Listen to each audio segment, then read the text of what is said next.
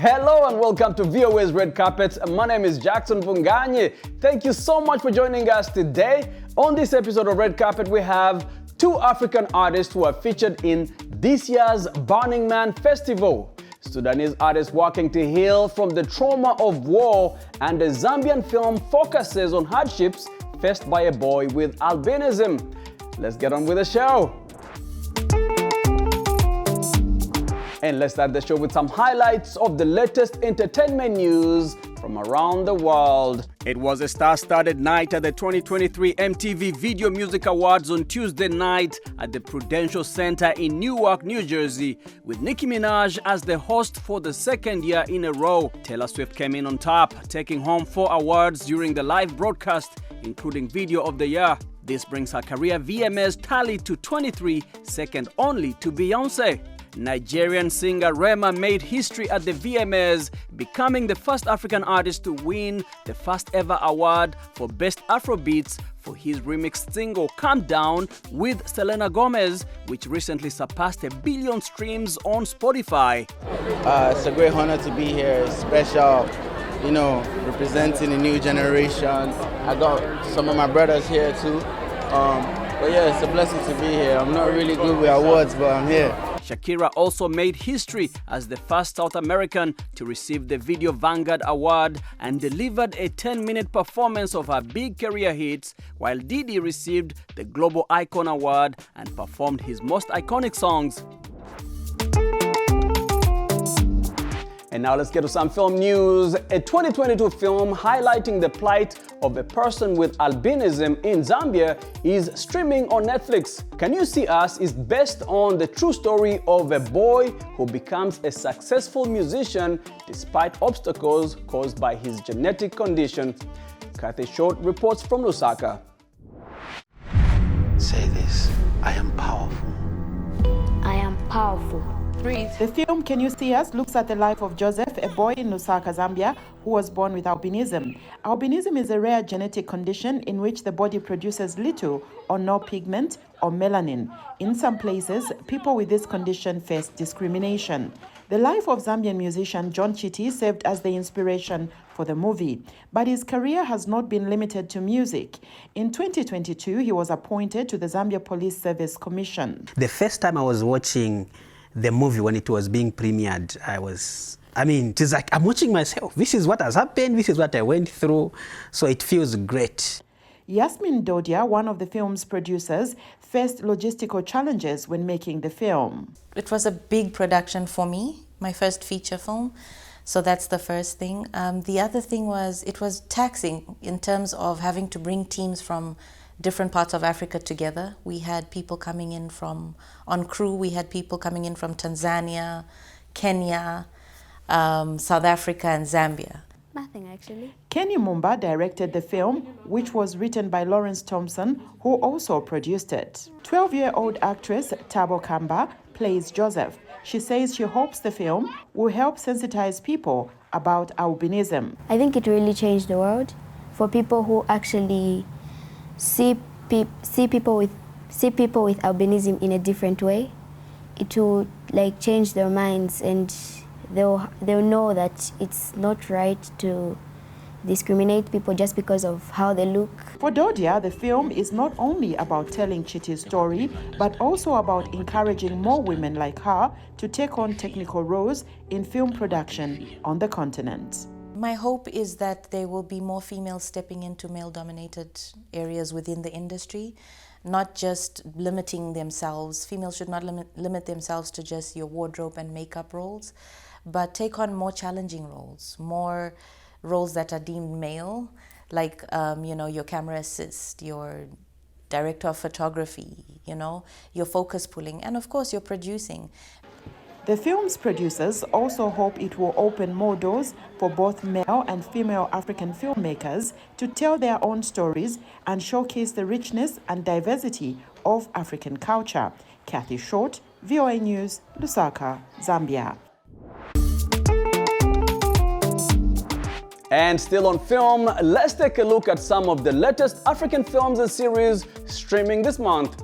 VOA's Kali Abdu has this report. In Aditi Efyang's crime thriller The Black Book, starring Richard Mofe Damijo, a bereaved deacon takes justice into his own hands and fights a corrupt police gang to absolve him when his son is framed for a kidnapping. God took away my son to punish me. Where do I start?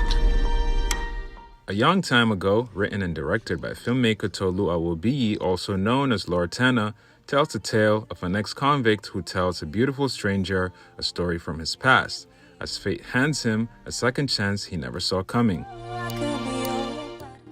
I always want you here. Nigerian filmmaker Okechukwu Oku's drama Strained follows a couple celebrating the arrival of their first child while confronting a painful history.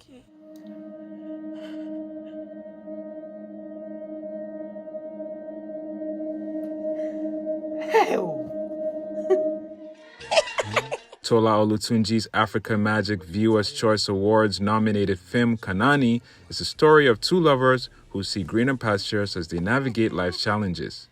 The film sheds light on the global human trafficking crisis.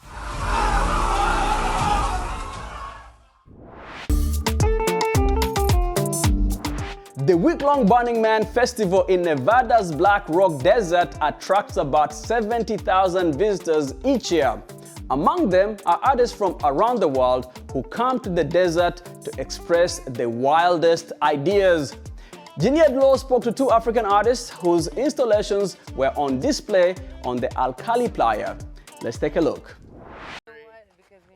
Moroccan architect and interior designer Hind Baghdadi discovered Burning Man in 2015. She says that first trip to the annual festival in Nevada's Black Rock Desert inspired her to become an artist. This is the first one I made as a prototype. And then this one became this one. For this year's festival, which ended September 4th, she ended up building what is likely the biggest Moroccan tea set on the planet, with a 7-meter-tall teapot. Its frame was built in her hometown, the northwest city of Kenitra, and its skin was made in Marrakesh, Morocco's 4th largest city. Everything was made by hand. For us in Morocco, gifting a cup of tea comes so natural that we never even think about it twice, that it's even a gift, you know? Like, it doesn't matter if you're poor or if you're rich, it doesn't matter. If somebody's having a cup of tea, he would never just drink it by himself. Baghdadi was one of the 75 artists selected for a Black Rock City Honorary Art Grant, which provides partial funding for projects. Sarah Adnani, project manager for the Moroccan party installation, describes how she feels about seeing Morocco represented at Burning Man. As Moroccans or as Africans, you know, we always feel like there's that sense of like being the underdogs, or that you can't achieve or you can't be. You know, it's very different than America. America, you're in a country where it's about all, yes, you can, and it's all about encouragement. And in Africa, it can be discouraging. So the message here is we can too. Another honorary art grant recipient representing West Africa is Dipo Doherty. The Nigerian artist's installation, The Altar of Oba, draws inspiration from the former Kingdom of Benin as well as his Yoruba tribe heritage. I felt like one of the ways to represent that expansiveness of our culture is through the use of color. Like, color is really ingrained in my artistic practice. We love vibrant colors as a people. Like, if you see our textile designs, they're super colorful. And most of them, using color, we embed meaning in it. Colors, geometric symbolism, and eyes, he says, bring a level of consciousness to his work.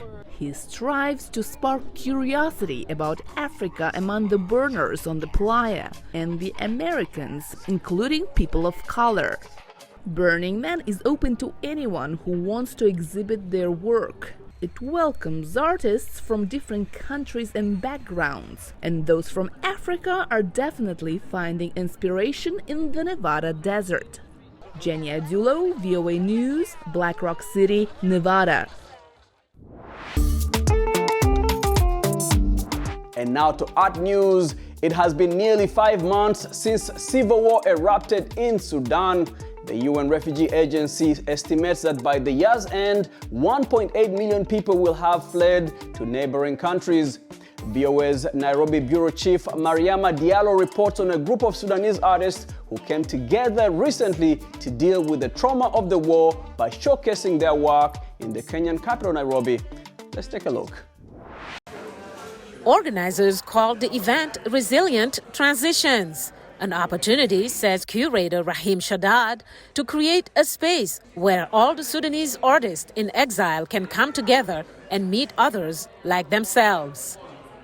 One of the main reasons why we did this event was to sort of bring in the Sudanese artists who came here, visual artists who came here due to the war, and connect them in a way or another to the artists who are already here in Nairobi, who have already created such a support system. As the director of Downtown Gallery in Khartoum, Shaddad says it's been very difficult. Most of us have lost a lot. Like for me, I lost the gallery, which hosts over 450 paintings inside. Event co-organizer Mohamed El Hassan, also known as Mo, was director of 249 Arts and Culture in Sudan. He says the event is a way to introduce the artists to the local market and try to connect them to the world. What it means for us is basically to support these artists who had to flee the war and come here and restart from scratch. They lost their galleries, they lost their studios, they lost even their ready art that was there. For me, the most significant thing, first of all, is for these artists to be able to produce again. Abu Bakr Mawaz, also known as Bakri, left Khartoum a few months after the war started. He had to go through Ethiopia before landing in Kenya about a month ago. It was just tough days, really, really tough days. Because you need to sleep outside on the streets maybe for days, waiting for your bus and waiting for visas and a lot of stuff. Mawaz describes one painting that depicts a woman in the midst of the chaos of war. He says that through his paintings, he hopes to show the world the reality of what's happening inside Sudan. She's sitting in here, confused, don't know what to do, and there is gunshots around her. Tibian Bahari is another Sudanese artist who told us the war has affected her and others in different ways. My painting has now significantly changed in terms of strength, in terms of contributing, in terms of I am also here as well. I feel angry and I'm not rushing into navigating that emotion of anger. I'm actually more dwelling into the question of what now? What can I do? How can I contribute as a diaspora? Ibrahim Ahmad, also known as Snoopy, is an award-winning Sudanese filmmaker who, like many, was also recently displaced because of the war. To me, I've lost almost everything, like totally everything. The only thing that I went out with was my phone. But I've lost everything because one of the reasons was that everyone thought that it will end soon because it happened in Sudan in the past, like when there was a coup or like protest in the corona. Ahmad says he's been building his filmmaking and video production business for the past 5 years and values the loss of equipment he left behind between $40,000 to $50,000. Mariama Diallo, VOA News, Nairobi. Thank you so much for watching VOA's Red Carpet. My name is Jackson Vunganye. For more entertainment news, remember to check us out at voaafrica.com. We are also on Facebook, on Instagram, and on YouTube. Don't forget to like, to share, and to subscribe. Until next time, goodbye everyone.